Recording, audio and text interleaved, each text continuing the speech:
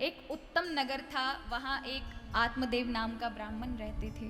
बड़े विद्वान थे, खूब धनवान थे। उनकी एक पत्नी थी धुंधुली। लेकिन इनके यहाँ सब कुछ था, लेकिन ब्राह्मण देवता के यहाँ पुत्र नहीं था। ये आप लोगों ने कथा सुनी भी होगी। तो पुत्र नहीं था तो क्या हुआ, एक दिन समाज के कटु वचनों को सुनकर के इतना बड़ा विद्वान जिसने वेदों का अध्ययन किया, उपनिषदों का अध्ययन किया, पुराणों का अध्ययन किया, एक दिन समाज के वचनों को सुन करके आत्महत्या करने के लिए निकल गया।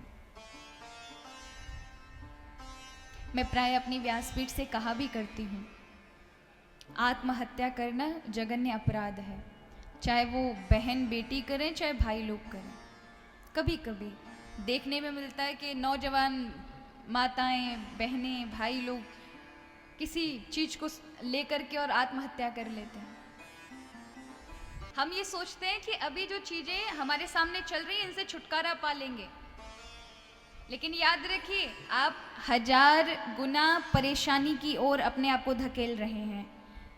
इस शरीर होने के कारण आप अपने आप को दुख को समाप्त कर सकते हैं, उन दुखों से दूर होने का प्रयास कर सकते हैं, अपने दुखों को बांट सकते हैं और अपने दुखों को दूर करने के लिए परिश्रम कर सकते हैं। बहुत सारे अवसर हैं। एक दरवाजा बंद हो जाता है तो याद रखिए दरवाजे बंद नहीं हो जाते, 4 दरवाजे उस ईश्वर की ओर से खुले हुए होते हैं।